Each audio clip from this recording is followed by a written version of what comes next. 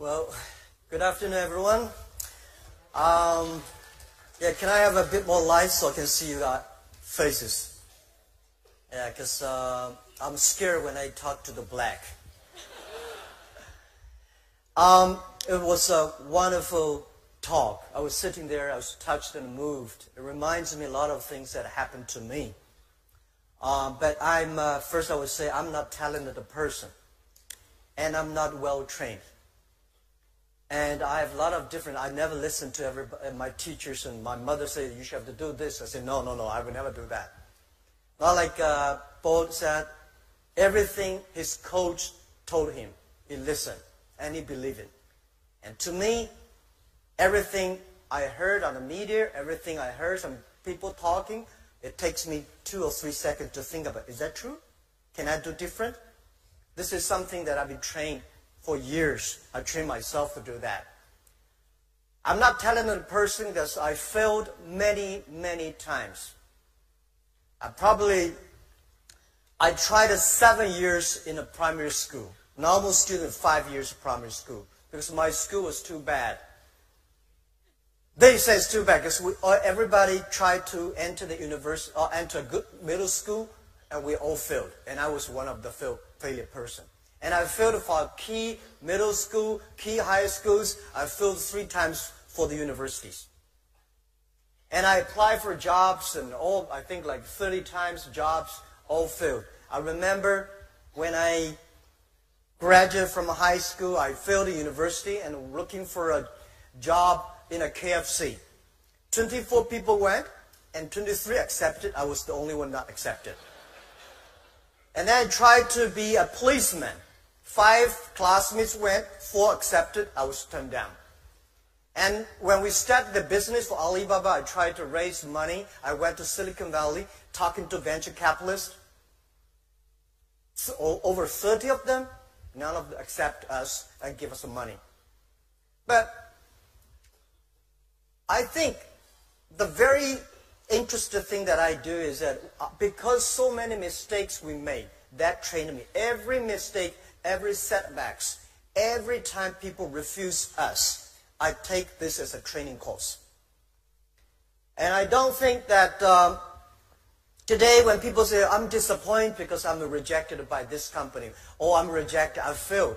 To me, I think if you are rejected by people, that's very natural. If you're accepted by people, that's not natural. Right? When I started the business, tried to sell my products. Every day I have a lot of cold calls, go out meeting customers. I tell myself before I go up, today I'm going to meet 12 customers. I have no chance to win. Not even 1 chance.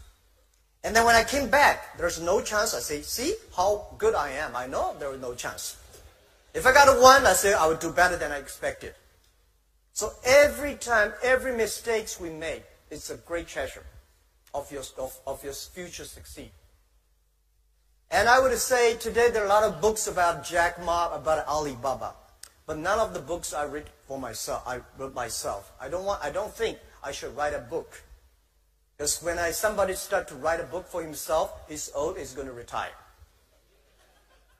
But if one day I do want to write a book, I want to write a book, the name is Alibaba 1001 Mistakes. It's the mistakes that make us different. Every time we learn, and every mistake we make, we check ourselves. I find a lot of people fail, always think, I failed because of that guy's fault. Every mistake we make, every time we fail, it's our fault. It's my fault. And how we can correct. How can we do better next time? I start to share a lot of my experience and ideas with many entrepreneurs in China. I want to tell them the thing they should learn is the failure stories of the others. My training course is the failure experience. You know, I was not trained to be I was trained to be a high school teacher. I never got a 1-day training in a business school. Luckily, I was not trained to be an MBA student. I sent a lot of young people went to MBA schools past the years. They were very smart before they go. When they came back, they're all stupid. Because they think, this is a professor thing, this is economist thing, this is, we should do that. Because they were so active in thinking, but when they came back, they're like frozen. And the school that I'm setting up in China for teaching entrepreneurs and helping entrepreneurs, most of the case studies are the case studies that is the failure stories. Why people fail. Most people fail. It's just like going to business is like going to the battlefield. Only those people who survive, they are the winners. So when you go to the business field, you have to learn what are the mistakes the other people make. And don't worry, I think most of the mistakes, how stupid that guy is. How can you make a mistake like that? You will. You will. So I try to teach myself. I read many case studies that why people fail. And constantly conscious, this guy is so smart. If he fail in this way, why I have a chance to win? So the more you learn about that, that will make you more positive. And the other thing I want to share with you guys is that always use your own mind to think. The difference between you, your education, your background, your experience are so different. So you should not always follow the others, but follow your own rules. When I compete with those people who are very experienced and old, I say, wait, give me 30 years. When he's getting old, I have my chance. When I compete with people who are rich, can do anything, I say, yes, let's compete 15 years later. I prepare now. So always you have a chance to win. If you really, I'm lucky enough to meet a lot of people in this world. They're very successful people. Bill Gates, Warren Buffett, and even Steve Jobs, and a lot of people. I found those people who successful, they have some wonderful characters, like Usain Bolt. They are optimistic. They never complain. If you're not optimistic, you have no chance to win, right? And if you complain, well, when I complained a lot when I was young. I said, wow, when I want to do some software, Bill Gates did it. When I do this, and that guy did. Right? When I want to have some fried chicken, KFC did better than we did. And we always try to be as successful as Bill Gates. It's impossible. There's only one Bill Gates. A lot of people say, well, Bill Gates did not finish Harvard, so I should leave Harvard. There's only one Bill Gates. So I think those people, they are always very optimistic. They always see the brighter future. And even also, they never complain. Because when people complain, they are losing opportunities. They are blind their mind. So later I learned, where is the opportunity is. The world is full of opportunity if the world is full of complaining people. If you can solve the problem that people complain, that's the great opportunity. And I find many of my friends in the high school, universities, I met them these years. The only thing I found that they are still complaining. Well, don't laugh. We have a lot of people complaining in this world. That's why those people never make progress. And we have to say, when you complain, think about how can you solve this problem. So I think the world is changing so fast. You cannot stop it. This is the best time, and this is also the worst time. But it depends on how is your attitude. I think it is the best time of the century. The human beings have never been that lucky at this time.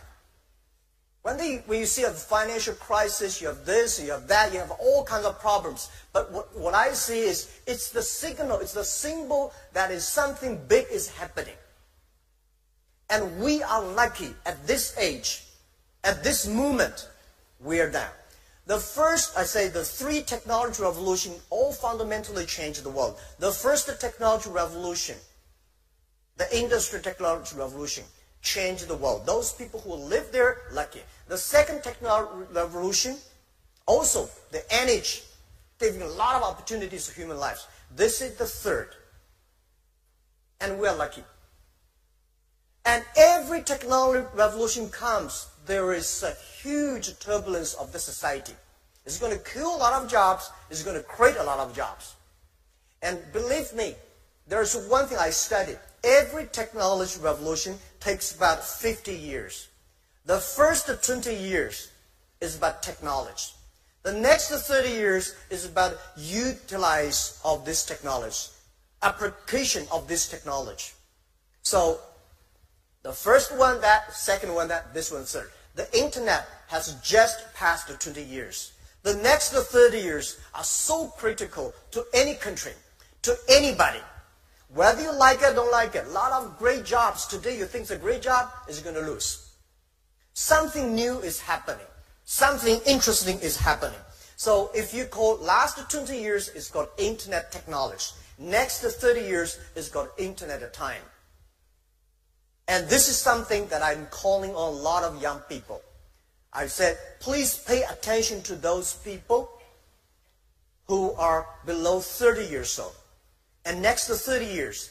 And pay attention to those companies who are fewer than 30 people.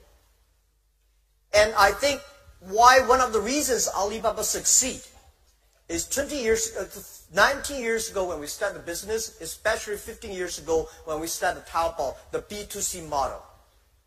No, it's all difficult to convince successful people to use your service, especially it is a new service. Nobody wants to try it.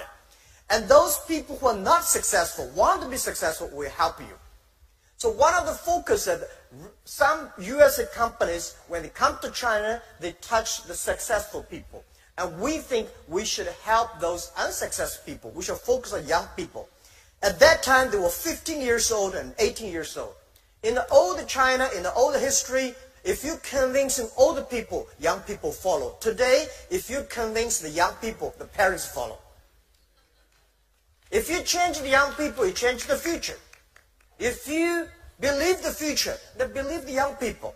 So 15 years ago, we spent most of our time on educating, working with those people who are below 20 years old. Now, they are 35. They are getting more influential. They think of buy things online. They think of shopping online. They think do business online. They take it for granted. So we think give them another 10, 15 years, they will become the ministers. They will become the presidents. And at that time, the world is going to change.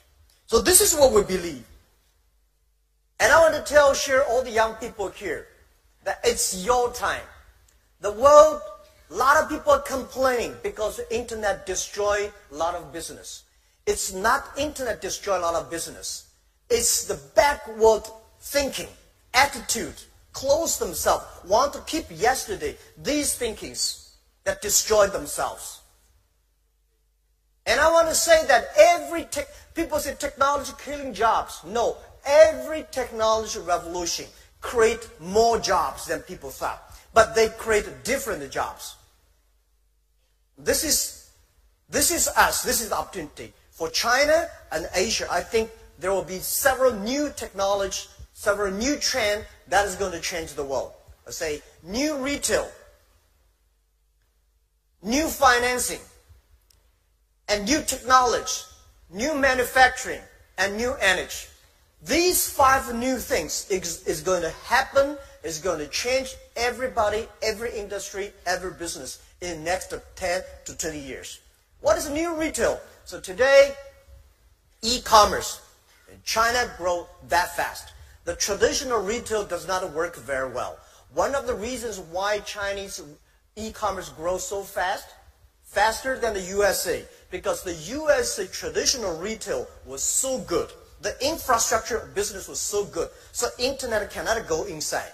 But in China, the traditional retail is not good. I think Malaysia, Indonesia, the same. Because that is no good. So internet become the key technology. We use the internet to improve the new retail that grows so fast. So I said e-commerce in America at that time was like a dessert. In China, become the main course. What is the new retail? The new retail means online and offline plus logistic together. Working together, it's going to be a new retail. So in next 10, 15 years, there will be no online business, offline business. It's all going to be online, offline, working together. That is the future. And what is the new manufacturing? In the last centuries, right? The manufacturing means scalability. Large scales, standard. Because when you see Walmart, right, you have an assembly line, you have a standard and cheaper labor cost. And I think this century is tailor-made. Everything should be tailor-made and smart-made. And a lot of things are going to change. When you put an operating system in a phone, making phone calls is only 20% of the use. 80% of the use of the mobile phone today has nothing to do with making phone calls. Imagine if we put an operating system in a car, if we put an operating system in a lights or in any refrigerator or washing machine, the world is going to change. And everything is going to produce money. So the new manufacturing is going to change a lot of industry. Today, if your industry is based on assembly line, standard, and large scale, low cost, low value, low price, you have no future. And the third, new financing. In the past 200 years, the financial institute is trying to focus on 20-80 ways. Everything they do, everything they design is for 20% of the big companies, multinational companies, rich companies. They do not care about the 80% of the companies or consumers, small business that don't have the financial support. So the new financing is using the data technology, using new technology to empower those 80% of the small business, consumers that never be able to reach. This is the internet is going to change. And I'm sure that a lot of big banks, traditional banks, will cry for that. Today, they are not made for those 80% of the markets, 80% of consumers. And this wave is going to be coming much faster than you think. The mobile technology, mobile payment. Today in India, right, only within 2 years, our partner there has already used a mobile phone to pay 200 million people using mobile phone to pay and get the money. So if you're using traditional ways, it's almost impossible within 2 years. So the new financial institution is going to change. The new financial system is going to change the world. The next is about new technology. Well, in Asia, we lost the IT. Today we're in the DT. I say from IT technology, IT time to DT time. It's not Donald Trump time. Like data time. It's totally different concept. IT is to make yourself strong, to enable yourself. DT is to enable the others. DT is so powerful. So the IT time that Asia lost our chance. We don't have IBM, we don't have a Microsoft, we don't have a Cisco, we don't have a Intel chips. But on the DT time, we have a chance to win. And I think Asia and small business, especially those countries with low IT technology, it's a chance for us. A mobile phone today is much more powerful than a powerful PC computer 20 years ago. And look at Asia, look at Malaysia, Indonesia, Philippines. So many farmers are using mobile phones. If we can use the mobile technology, collect the data, things are going to be changed. So how we should put efforts, not following the IT way, but following the DT way. What is the mobile technology? What is the data technology? What is artificial intelligence or machine learning? These are the things I think Asian people can have the great opportunity to win. And then finally, I would say, but not least, this is the new energy. The first technology revolution, the energy is coal. The second technology revolution, the energy is oil. What is the energy of next century or this century? That is data. Without data, nothing can be done. And I want to tell all the young people here, Do not complain that you don't have the chance, like opportunity like your father. Your father may not have the chance like these 5 news. If you start to learn, if you start to make up now, start to prepare now, you may succeed in 10 years. You will never be succeed tomorrow. But if you prepare, you have a chance. If you believe the future, if you believe this technology, if you believe this technology revolution is going to change the world, start to do now. 10, 15 years then. What you are today is not designed by yesterday. It's designed by 15 years ago, your effort. So your 15 years later, your life is designed by your today's decision and efforts. So this is what I believe. And I'm not like a bold. I think one thing that I always think, we cannot decide which family you were born. If you happen to be born in a Bill Gates family, you're lucky. But you don't have chance. But we cannot decide where we're born, but we can decide where we die, how we want to die. If you want to die in a prison, it's simple. If you die in a decent, a lot of friends, also you have to make a lot of friends. You have to change your character, value system, these things. And I know I'm not going to die in my office. I'm going to retire and die on the beaches. Life is not about work. Life, you come to this world, is a journey. All right? I believe we come to this world for holiday. All right. The other thing I want to change is that whether you like it or don't like it, this transformation is moving much faster than you thought. A lot of things are going to change. As I said, the white collar, today's white collar today is going to be, a lot of jobs are going to disappearing. So you see, you are data analysis. So we say, I'm learning data. So I'm going to do data analysis because this is going to be a hot job. I tell you, there will be no data analyst next to 10 years. The machine is going to do much better job than you are. In the past 20 years, we make people like a machine. Next 20 years, we will make machine like a people. Machine is going to be more powerful, smart than people. And I think I told my team 8 years ago, I said, in 30 years, the best CEO of that year, of the cover man of Time magazine, will be a machine. You like it, don't like it? Let's wait and see if we can live for 30 years. Because in the past centuries, people the business focus on manufacturing. And next 30 years, business should focus on creativity. So because of that, a lot of things should be changed. Let's change the education. Let's change the way we teach the kids.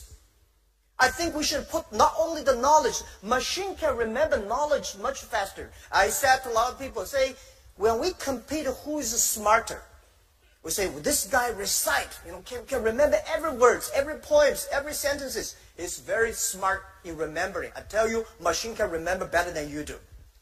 And those guys who can calculate faster, machine can calculate faster than you are. Machine never get angry, never get tired. They can always do a better job than you are. So if you in the future want to compete with the machine who is more knowledgeable, you have no chance to win. How we can compete with a machine? I think we should teach our kids culture, value. These are the things that human can always win the machines. That is why we should teach the kids. There are two things I think the education focus on: imagination and creativity, and teamwork. These are the things that we should teach our kids. We should teach our kids music. We should teach our kids sports. Sports make the kids understand what is teamwork. Music make people understand. Music and painting make kids understand what's imagination, creativity. So if we do not start to change the education, the thing we teach the education, we are going to be in big trouble. Our kids will always complain. It's not their fault, it's our fault if we don't start to do it. So I believe in the future, it's not about the competition of knowledge. It's about competition of wisdom, of experience. How can you survive in such a mobile, such a complicated, sophisticated world? And I say today people are worried because machine getting smarter. They play chess, they play Go better than human beings. So, oh my God, what am I going to do? I never worry about that. Why I don't worry about that? Machine. I don't like the artificial intelligence, the word artificial intelligence, AI. For me, AI means Alibaba inside. It's not artificial intelligence. Artificial intelligence, if you try to teach a machine to do things that human being can do, it's just an insult of the people. Machine's supposed to do the things that a human being cannot do. That is something we should do. So I believe it's not artificial intelligence. It should be machine intelligence. Do something that people cannot do, human being cannot do. Like a cars. We know car can run faster than human being, but we never make a car like a human being. If you make the wheels like this, car can never run fast. Wheel is a wheel, and human beings do not have wheels. So let's do something that is different.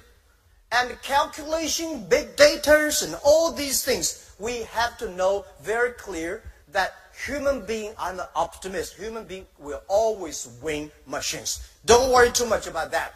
I never worry about the things most of the scientists are worried about. I never worry about the things prime ministers worry about. I only worry about things I worry about. Because in Alibaba, I have already enough things to worry about every day.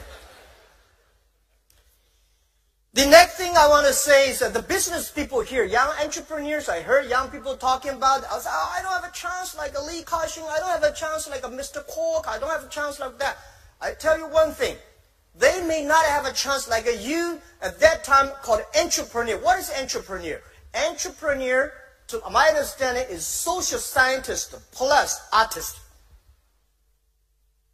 You have to be a social scientist. You understand a human being. You understand the behavior. Then there's need, to change yourself. And you should be very artistic. How do you make the team? The reason why Jack Ma succeed is not because I'm that smart. Because I'm a great people. I know how to work with them. And the great people and I will know how to understand the society. What's the need? So if you want to be a company to be more successful, you have to sure what big problem you solve for society.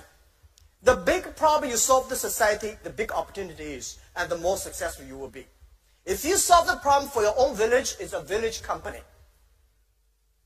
If you solve the problem from a province, you're a provincial company. If you solve the problem for the nation, you're a nation company. This is the responsibility, depends on how you can work on that. And what is the entrepreneur is going to transform? Entrepreneur is going to transfer to netrepreneur. Net entrepreneurs. I believe at least 90% of the business in next 20, 30 years will be online. If you do not know how to do business online, normally do a small bit in a business. If you're a small, tiny business, you can only do the local village. But if the size of a business depends the reach of your region. So today, when you use the internet, you can reach the other part of the world, cross the nations, cross the provinces. You understand. It's about respect the other culture, create value for the other people. So I think next 30 years, it's not the world of internet companies. It's the world of those companies who can use internet better. And this is the opportunity for us. You don't have to know technology, but you have to know how to use the technology, leverage the technology. I'm not trained to be an engineer. Up to now, I still cannot understand why computer can operate. Because I don't know. I mean, it's okay you don't know. You respect the people who know about it.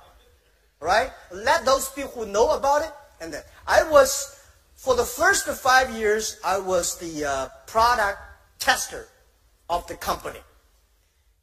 Because we work for small business. Most of the small business in the world, they are scared of the high technology. When they think about high technology, they don't want to do it. So I'm the product tester. When the engineers finish the thing, I will use it. If I cannot use it, I say 80% of people cannot use it, just to throw the rubbish. If I can use it, it's a good product. And I don't want to read any manuals. I just will dump, click, get what you want. And people talk about, if you're an entrepreneur, you have to have money. No, not necessarily. It's not the money make the difference. If money can make the difference, there's no chance for us. One of the key reasons why Alibaba survived for the first 10, 15 years, because we don't have money. For the first 5 years. We did not raise money as much as the other companies. We using every cent very, very careful. Most of the companies at the bubble period, they die not because they don't have money, because they have too much money. When you have a lot of money, you want to have fancy offices. When you have a lot of money, you want to hire those people who are good and famous in the big companies. If your company is not ready, hire good people, hire some multinational companies, professionals. You are killing yourself. Don't do that. It's just like if you put a Boeing 747 engine in a poor tractor, it's going to destroy your tractor. And both sides are frustrated. I made a lot of mistakes on that. So when you don't have money, you will not make stupid mistakes like that. And the best people is not outside your company. The best people are always in your own company. They believe in you. They believe the ideas. And spend time on that. A lot of people love to spend money on the equipment and machines, but not spending money on their people. And spending money on the people, training them, giving them opportunities, and share with them the mistakes, listen to their mistakes, working together. That will make you really good. And I will say, people say, wow, how can Alibaba have that many talents? I tell you what, 15 years ago, when we started business for the first 3 years, we cannot hire people. People say, internet, Alibaba, such a strange name, right? And no money, no fun, no reputation. So we said we hire people so difficult. So that we only hire those people if they're not that much disabled, we hire them. They join the company, and years later when we got something and people get more powerful, they start to head hunting us. They take our good talents. And those people who were good, they were all headhunted. Those people were not good. They have nobody to headhunt them, and they stay in the company, become very successful. To my understanding, those today, the best training, people, he's the expert of internet. Even today, before the data time comes, we already got a lot of data experts. I don't know, where are the data experts? Right? So, I think nobody is expert of the future. The expert of the future is you yourself spending time and learning from all those sufferings. So this is what I believe. And in the future, I believe that, IQ, EQ, right? If you want to be successful, you should have EQ. But if you want not lose, you should have IQ. Remember, that's the difference, right? You want to be successful, you have to be EQ. Because those people, EQ good, easy to get the deal done, understand people, working with the people. But a lot of people make mistakes because of their lack of IQ. But no matter how smart you are, the other people are always smarter than you are. So if you want to have the best IQ, hire good people. It's the people, and work with them. It's the people that improving your IQ. And the third, if you want to be respected. A lot of people make money, but never got respect. We have a lot of these people. That is the LQ, the Q of love. So these Qs are very, very important for anybody if you want to be successful. IQ, EQ, and Q of love. All right.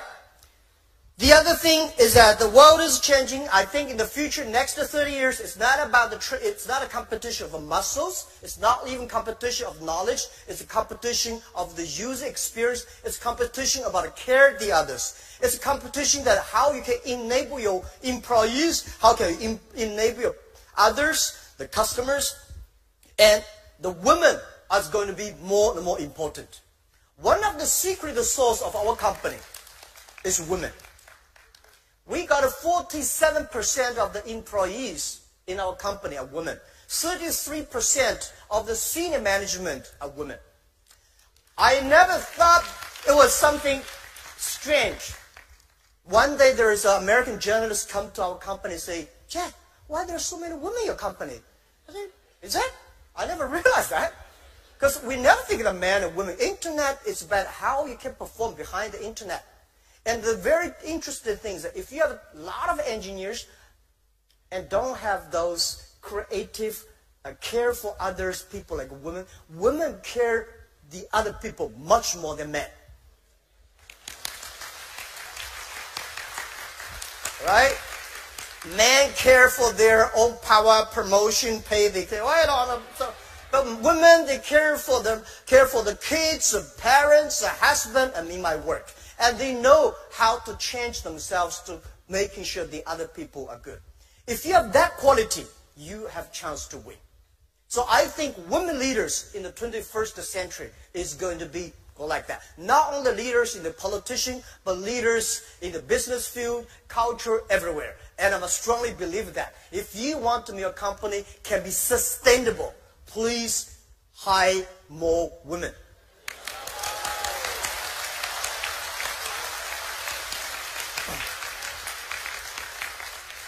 I'm not talking like a politician. I prove it by our company. We're probably the company in China, in the world, the high-tech company, have close to 50% of the employees are women. 33% of the senior management are women. And by the way, we got more than 50% of the power sellers online are women. The power sellers, if you traditional ways, women have no chance. But the online, people only care whether you serve them better or not. They do not, oh, it's a woman. All right, finally, before we open the questions, because I have a lot of things to share with you. Sorry for I talked that long, because when I have a chance to talk to entrepreneurs, I just feel that I can talk to myself. I feel a lot more comfortable when I talk to the small business and young entrepreneurs. Because when I talk to investors, I got a headache. But when I talk to entrepreneurs, I feel that we are the same animals. When we talk to big companies, they talk about competition, revenues, and profit, and But when we talk to the small business, we talk about the dream. We talk about team. We talk about customers. All right. So finally, this technology revolution is very scary. It depends on how we use it. How we can work together to solve big social problems. The first technology revolution changed the world, but the result was the First World War. The second technology revolution also influenced the world. The result is Second World War. Now we are entering the third technology revolution. The first technology revolution made the people physical, arm, leg, and stronger, machine. Second technology revolution, people start long distance, train, planes, and they want to get more greedy. They go to the space, go to the moon. But this technology revolution, this time, is the inside world. People should know themselves. Today, we go to the moon, we try to be on the Mars, but we never see the inside of the human beings. So I think this revolution is the liberation of the brains.